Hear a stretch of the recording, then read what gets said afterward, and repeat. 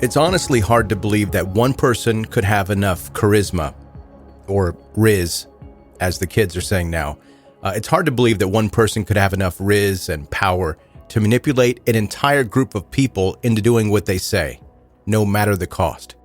On May 16, 1947, Roch Thoroot was born in Quebec, Canada. For the first 2 years of his childhood, Roch was more or less a normal kid, although he was thought to have above-average intelligence. And it was this intelligence which led a preteen Roch into a deep fascination with the Bible, in particular the Old Testament, which he became devoted to studying. In the 7th grade, Roch dropped out of school, and studying the Bible became his obsession. He held a firm belief that the world was currently stricken with a war between the forces of good and evil, which would eventually lead to the end of days. At first, Roch identified as a Catholic, but quickly converted to Seventh-day Adventist Church, which was more in line with his own beliefs. Seventh-day Adventists believed that there will be a second coming of Jesus Christ, resulting in the righteous people being resurrected from the dead into a better world. In short, it was everything that Roch wanted. By the 1970s, Roch was no longer content to worship like everybody else. He wanted to create a miniature society full of righteous people. But more than that, he wanted a consistent audience who would listen to his preaching and applaud his speeches. Roch was persuasive, and by the mid-1970s, he had a small group of followers who agreed to leave their lives behind and live in commune in Sainte-Marie, Quebec. From the day Roch's religious commune began in 1977, it had all the key characteristics of a cult. His followers were banned from reaching out to their families, and they became isolated from the Seventh-day Adventist Church that they had all once been loyal members of.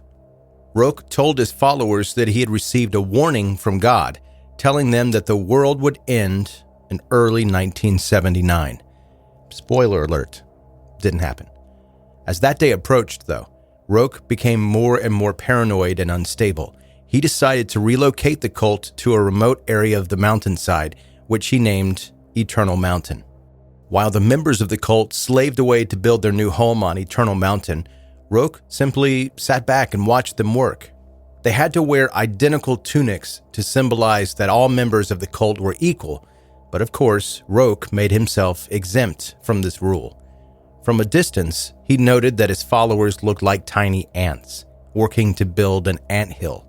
And this is how the now notorious nickname for the commune was created. From then on, they were referred to as the Anthill Kids. February 1979, the month when Roch had assured everybody that the world would come to an end, it came and went. The world continued to turn. After spending so long working and fearing the end of days, some members of the Anthill Kids began to question whether Roch had received a warning from God at all. Roch's response was that he had a miscalculation due to the fact that time didn't work the same way on Earth as it did in God's domain. So for the time being, the Anthill Kids were reassured. Roch now had a new focus, as well as making sure all of the Anthill Kids remained devoted to him. He needed to make their community larger and more powerful. In his opinion, the simplest way to do this wasn't to recruit more followers from the outside world. No, it was to personally impregnate as many of the female cult members as possible. Roch performed this task with gusto, marrying all eligible women in the Anthill Kids and fathering more than 20 children by different mothers. By the time the early 1980s came around, the population of the Anthill Kids was now at more than 40. They relocated again, this time to Central Ontario. And once again, Roch continued to follow the typical pattern familiar to anyone that's researched the formation and escalation of cult leaders. His initial charisma and kindness began to fade and turned into a cruel, totalitarian attitude. He banned the Anthill Kids from having conversations with each other. He was the only person in the cult allowed to have sexual intercourse without permission, telling his followers that God would inform him if they had misbehaved or been disloyal. He set about punishing people who he believed had sinned. Like the rest of Roch's behavior, his punishments followed a continued pattern of escalation. If anyone told him that they wanted to leave the Anthill Kids, or even if he just suspected they were straying, he would beat them, hang them from the ceiling, defecate on their bodies, or spend hours painstakingly plucking every single hair from their body. It just depended on his mood at the time. Before long, he was causing permanent, severe bodily harm, and he wasn't just inflicting punishments himself, but he was also forcing other cult members to punish victims for him, or making the victims physically harm themselves while he watched. Roque's followers were ordered to shoot each other in the arm, break their own legs, eat human feces, and cut off each other's toes. The children Roque had fathered were no longer safe. Even the youngest members of the cult were systematically sexually abused, nailed to trees, pelted with rocks, and held above open flames. Eliezer Levi, one of Roque's many wives, decided to protect her newborn child from Roque's abuse by leaving the baby outside to freeze to death, thinking that it was possibly a kinder fate than he would have met had he been allowed to live under Roque's rule. In the late 1980s, almost 20 of the children were removed from the cult by social workers. However, there was no further investigation into Roque or the safety of the adult members of his cult. Around this time, Roque started believing that he genuinely had holy powers, which would allow him to heal cult members by performing amateur surgeries. One of his followers, Solange Bollard, had an upset stomach in 1989. Roque decided to treat her complaint with anesthesia-free abdominal surgery. In the surgery, he punched her in the gut, gave her an enema with olive oil and syrup, and then tore out some of her intestines with his hands. You don't have to be a doctor to know that that didn't fix Solange's stomach pain, and she died the following day. Roque told his followers that he would resurrect her through the unusual method of drilling a hole into her skull and ejaculating into her brain. When Solange apparently had the audacity to remain dead, Roque finally gave up and buried her body. One of the Anthill kids was able to escape and alert the authorities about this.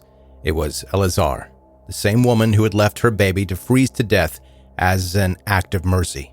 But now, she was in such poor physical condition that she was lucky to be alive herself.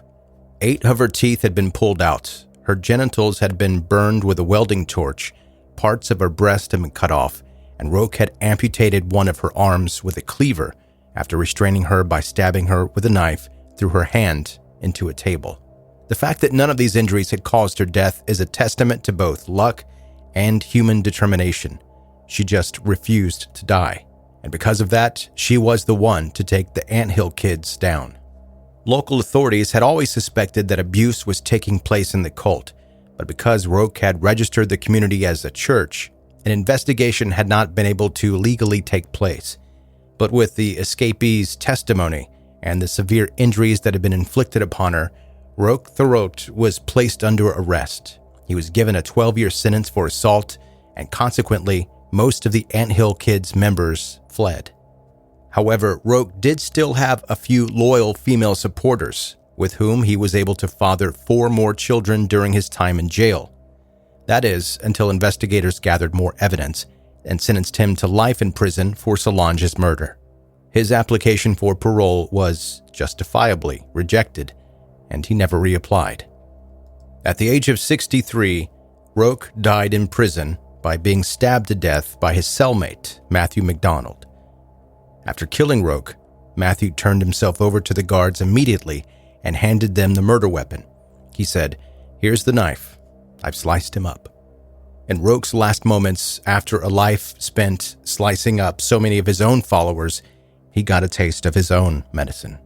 And no, he was not resurrected.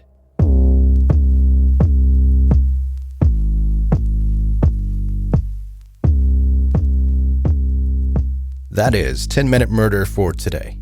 Brief and bingeable true crime. I'm Joe, the host, and I really appreciate you listening. And I know what you're thinking. Joe, that story, could you make it more graphic?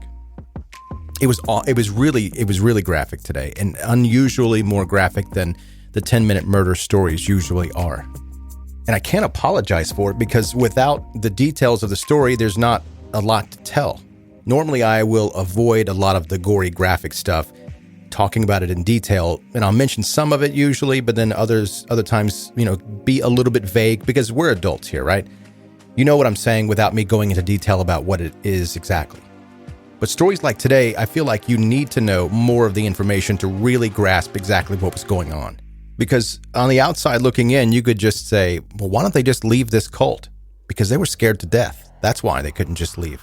No matter what they did, no matter what they said, they were afraid of being murdered at any moment, being tortured at any moment, having their arms cut off at any moment, having their literal guts ripped out at any moment. So without the details, I don't think I could effectively portray exactly how dangerous this cult was for the people in the cult.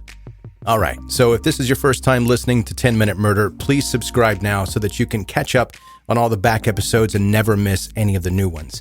Connect with me on social media, see the visuals that we're talking about here in the podcast. By the way, I will not be showing the visuals for this story in graphic detail. I'll show as many pictures as I can without being graphic, but you can find all that on the social media pages of 10 Minute Murder. If you like this episode, please leave a rating and review on Apple or any place that's possible. Your positive feedback is appreciated. Go to 10minutemurder.com for all things 10 Minute Murder. And if you're still listening at this point, I feel like I should tell you that since I moved the beginning part to the end, this part that we're enjoying together right now, I have no idea how to end this podcast. I could just say goodbye, but it sounds super plain and I don't know what to do. But today I will give you a piece of advice. Don't let the impulsive thoughts win.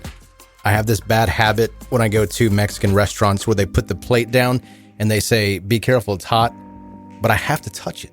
I don't know why. They say it's hot. They tell me it's hot. They've got a pot holder in their hand when they put it down on my table in front of me and they tell me not to touch it. It's hot. Don't touch it. But I have to. And it's usually just like a bump. I'll just bump it a little bit. And every now and then they see me do it and they just look at me like, are you the stupidest human on the face of this earth? I just said don't touch it. So I guess this is advice to not just you, but to me also. Don't let the impulsive thoughts win. Have a good night.